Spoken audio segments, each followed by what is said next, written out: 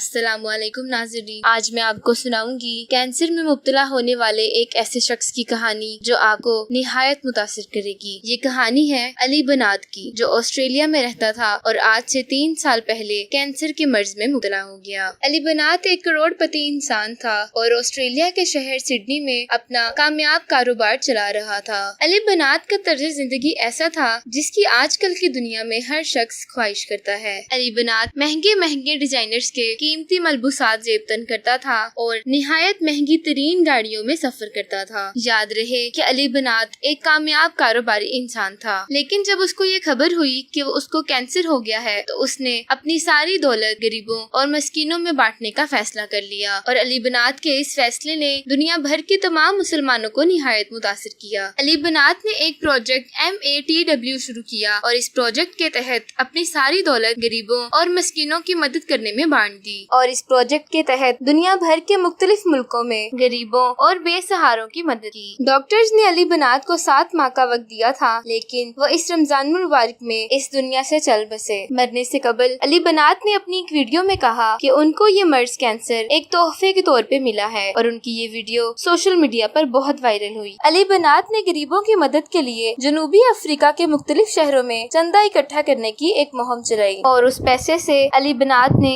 2 بیواؤں کے لیے گھر تعمیر کرنے، 600 بچوں کے لیے اسکول تعمیر کرنے اور غریب مریضوں کے لیے ہسپتال تعمیر کرنے کا کام کیا۔ علی بنات کے جانے سے تمام دنیا کے مسلمان بہت افسردہ ہیں اور ان کی بخشش کے لیے دعا گو ہیں، اور ساتھ ہی مسلمانوں کا یہ عہد ہے کہ وہ علی بنات کے اس کام کو جاری و ساری رکھیں گے۔ ناظرین، آپ بھی علی بنات جیسے اچھے انسان کے لیے ضرور دعا کیجیے گا۔ شکریہ۔